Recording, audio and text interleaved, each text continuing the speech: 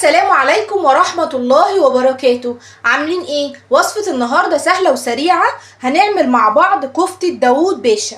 ايوه هي اسمها كده كفتة داوود باشا، سهلة وسريعة ومختلفة وموفرة جدا وامكانياتها بسيطة وطلباتها بسيطة، بمعنى اصح المكونات بتاعتها. يلا نعمل مع بعض الوصفة على طول، وفي نفس الوقت واحنا بنعمل هقول لكم ايه قصتها وليه اتسمت بالاسم ده. تمام، هنسمي الله ونصلي على الرسول ونبتدي بالمكونات بتاعتي. هي مكوناتها سهله كده زي ما انتم شايفين، 3 مكونات بس.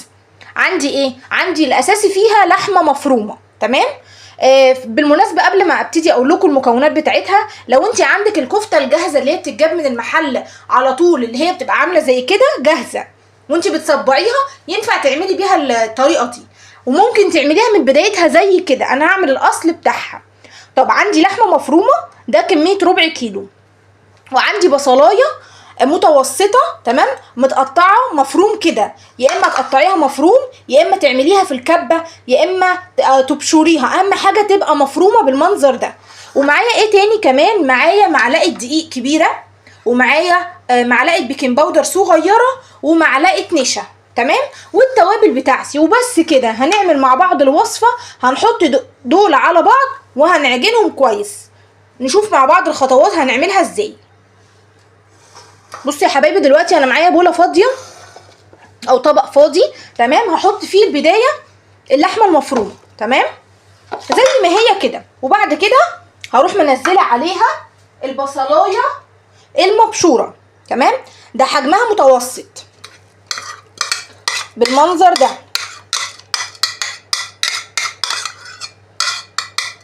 وبعد كده هروح حاطه ايه تاني؟ هحط بعد كده يا حبايبي هحط بقى معلقه الدقيق كبيره، ومعلقه برضو بيكنج باودر صغيره. تمام، اللي هي الحجم الصغير، ومعلقه برضو نشا. تمام، عندك برغل ممكن، وعندك بقسماط برضو ممكن. اهم حاجه بس نحط حاجه باودر عشان تمسك معايا الكفته وما تفكش مني. بعد كده انا خلاص دول اهم 3 مكونات في الوصفه. بعد كده هحط التوابل بتاعتي، ودي حاجه اختياريه خالص، اساسها الملح والفلفل الاسمر. عايزه تزودي حاجه تاني تمام، مش عايزه تزودي يبقى هيكفوا معانا. ادي معلقه فلفل اسمر. تمام ماشي، وكمان هحط شويه ملح. مش دايما التوابل كترها بيبقى بينفع، بالعكس ممكن التوابل لما نحط منها كتير ممكن يقلب معانا بالعكس. فانا دلوقتي حطيت كده خلاص يا حبايبي، انا توابلي جاهزه. تمام، هقلب بس كده بالمعلقه الاول، وبعد كده هبتدي ان انا ادخل ايدي، طبعا الايد مغسوله ونظيفه، وهنبتدي ان احنا نعجن بايدينا. وانا بعجن بقى كده هقول لكم الفكره بتاعت اسم كفته داوود باشا ليه اتسمت بالاسم ده. اولا هي وصفه تركيه مش مصريه، اساسها تركي وبعد كده دخلت على مصر. تمام، طب هي ليه اتسمت بالاسم ده؟ كان في والي تركي زمان قوي قوي قوي. تمام، كان اسمه داوود باشا، كان بيحب الاكله دي قوي قوي قوي، وكان بيطلب دايما من الطباخين بتوعه ان هم يعملوها له باستمرار. وفي مره لدرجه ان هو كان بياكلها يوميا من كتر طعمتها، وهي فعلا جميله جدا، لو جربتوها هتعجبكم قوي. في مره الطباخ وهو بيعملها عملها غلط، يعني ما كانش عاجبه الوالي في اليوم ده، ما كانتش عاجبه الوالي خالص لما عملها غلط. من كتر ما هو اتضايق جدا راح عاقب الوالي واتضايق منه ان هو عملها غلط. تمام، وحتى من كتر ما هي حلوه الوالي لما جه مصر زياره طلب برضو من الناس اللي موجوده في مصر ان هم يعملوا له الاكله دي. طبعا انتوا القصه ما تخليكوش تنسوا الطريقه. انا بفضل اعجن كده فيها، هفضل اعجن كده في العجينه كويس قوي قوي قوي قوي لحد ما تعمل مني خيوط. تمام، الخيوط ابتدت تظهر اهي، بس انا هفضل اعجن فيها كويس قوي عشان المكونات تمتزج في بعض كويس قوي. المهم لحد ما اول ما الوالي ده جه مصر يا جماعه، من كتر ما هو بيحب الاكله دي وهي مفضله عنده جدا، طلب من الطباخين اللي في مصر ان هم يعملوها له وياكلها برضو كل يوم زي ما كان بياكلها في تركيا. فمن هنا اتسمت بان هي اكلة داوود باشا، لان هو كان بياكلها كتير لدرجة انه ممكن ياكلها يوميا. وده الاسم او اسمها بيرجع لان هو لاسم الوالي يعني اللي كان بياكلها كل يوم. وهي اصلا زي ما قلت لكم هي اكله مش مصريه، هي تركيه. تمام. احنا بنعمل كده اهو، عماله اعجن فيها بالطريقه دي. هخلص عجنها خالص وهرجع لكم. بصوا يا حبايبي انا فضلت اعجن فيها لحد ما عملت خيوط معايا كده بالمنظر اللي انتوا شايفينه ده. تمام. بتعجني فيها 10 دقايق ربع ساعه، بتفضلي تعجني فيها لحد ما بتمتزج كويس قوي كده. دلوقتي بقى انا هبتدي اعمل ايه؟ هبتدي ان انا اعملها اكورها دواير. هوريكم دلوقتي هعمل فيها ايه. دلوقتي يا حبايبي زي ما قلت لكم انا خلاص يعني عجنتها كويس. دلوقتي انا هكورها. هتجيبي طبق مسلطح زي كده هتحطي له حوالي معلقه دقيق وتفرديها فيه في الطبق كده بالمنظر ده. وبعد كده نيجي على الكفته. تمام. ادي الكفته اهي، هنسمي الله وهنبتدي ناخد الكم. طبعا ده انت عايزه تعمليها مثلا هتكوريها الحجم اللي انت عايزاه. يعني ايه؟ عايزه تعمليها الحجم ده ماشي، عايزه تصغري عن كده ماشي، اللي انت عايزاه. تمام. طبعا تكويرتها مش محتاجه حاجه. ادي اهو. وهنروح حاطين في الدقيق، هنعمل كمان واحده ونحط في الدقيق، نعمل كمان واحده ونحط في الدقيق. وبعد كده هنشوف هنعمل فيها ايه. هعمل الكميه كلها بالمنظر ده وبعد كده هرجع لكم تاني. بس ده الشكل اللي انا هعملها بالمنظر ده وهحطها في الدقيق. بصوا يا حبايبي دلوقتي انا كورت الكميه كلها بالمنظر ده. تمام. بعد كده طبعا الطبق ده زي ما قلت لكم فيه دقيق. هنعمل ايه؟ هنحاول ندحرج الكفته في الدقيق كده بحيث ان هي تتعفر بالدقيق. تمام. عشان برضو ده بيساعد، الخطوه دي مهمه جدا، ده بيساعد ان الكفته ما تفكش مني لما ابتدي اشتغل فيها على النار. طيب دلوقتي انا خلاص اهو هبتدي اعمل كده لحد ما تتعفر كلها بالدقيق. ويلا بقى نشوف طريقه التسويه عامله ازاي. معايا طاسه على النار. تمام. بعد كده هحط فيها شويه زيت بالمنظر ده. تمام. اول ما الزيت يسخن ادي زي ما قلت لكم الطاسه حطيت فيها شويه الزيت. هبتدي اسمي الله واحط الكفته واحده واحده. تمام. بالمنظر اللي انتوا شايفينه ده. طبعا الزيت سخن جدا. ماشي. هحط بقى فيه كميه الكفته كلها وهرجع. بصوا يا حبايبي دلوقتي خلاص الكفته هي محطوطه على النار. تمام. في شويه الزيت اللي قلت لكم عليه. هحمرها على الوشين. تمام. وبعد كده هبتدي ان انا اطلعها. شايفين اهو. فكره بقى الدقيق انا عملت لكم الفكره دي ليه كده اهو؟ عشان اوريكم ان الدقيق ايه ما خلاش ان الكفته تلزق. طب هو لو ما كانش فيه لا كان بنسبه كبيره الكفته كانت هتلزق. هطلعها بقى على الوش التاني. يعني هي هتاخد وش كده وبعد كده هقلبها الناحيه التانيه.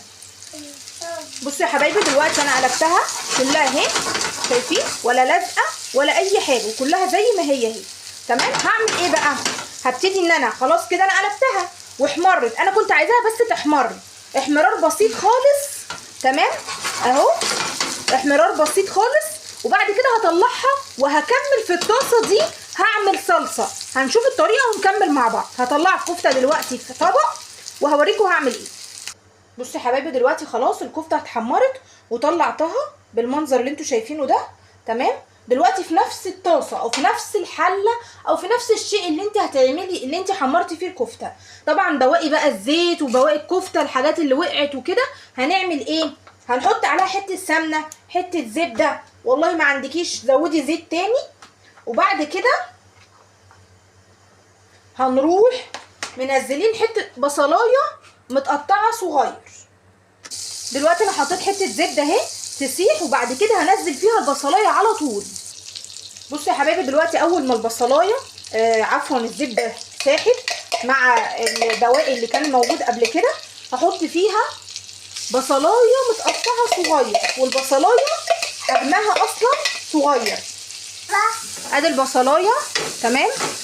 بتتقلب بتتشوح صغيره جدا زي ما انتم شايفين كده ومتقطعه صغير خالص. يا دوبك بس هديها تقليبه بسيطه جدا جدا يعني تصفر بس حاجه بسيطه. وبعد كده هنزل عليها بعصير الطماطم. عصر حوالي 3-4 طماطميات كبار. بصوا يا حبايبي دلوقتي خلاص البصلايه تمام كده اصفرت. ماشي. هحط بعد كده عليها عصير الطماطم على طول، زي ما قلت لكم عصره حوالي 4-5 طماطميات تمام معصورين في الخلاط بالمنظر ده. هحطهم على طول على الايه، على البصله. ماشي. هقلبهم كويس مع بعض، وبعد كده هسيبهم ياخدوا غلوه، وبعد كده اول ما ياخدوا غلوه واحده بس هبتدي ان انا اسقط فيهم الكفته. هياخدوا غلوه وهرجع لكم تاني. طبعا اثناء ما هي بتغلي كده برضو هحط لها توابل تاني، برضو ملح، فلفل اسمر مثلا، ممكن تحط لها مثلا عايزه تزودي بابريكا، كزبره.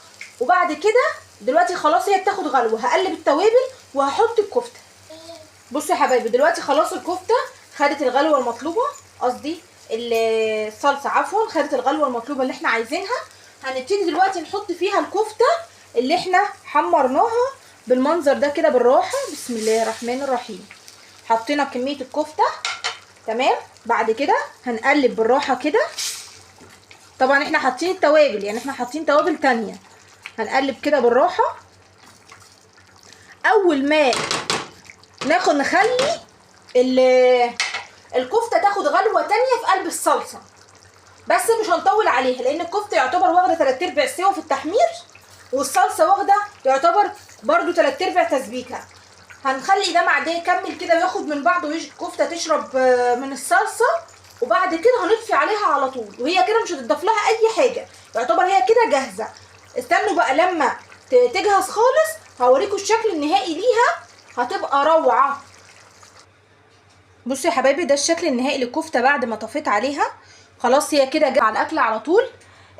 تتاكل مع جنبها رز ابيض وشويه سلطه، جنبها مثلا اللي انت تحبيه واللي تفضليه، بس هي بتبقى لذيذه جدا جدا وبتبقى طعمها حلو قوي. جربيها هتعجبك جدا.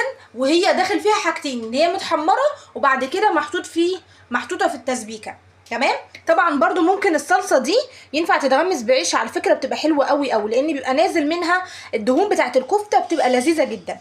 انا كده خلصت الوصفه بتاعتي، يا رب تكون عجبتكم واستفدتوا منها وتضيفوها في قاموس الاكلات بتاعتكم. وطبعا تحيه كبيره جدا لاخواتنا الاتراك، على راسنا من فوق. والوصفه دي لازم بعيد تاني اقول لكم ان هي وصفه اصلا تركيه. جربيها واكتبي لي في الكومنتات ايه رايك فيها. وشكرا جدا على استماعكم واهتمامكم، والسلام عليكم ورحمه الله وبركاته. ما تنسوش تحطوا لايك وشير وسبسكرايب وتفعلوا زر الجرس عشان يوصلك كل جديد انا بنزله. والسلام عليكم.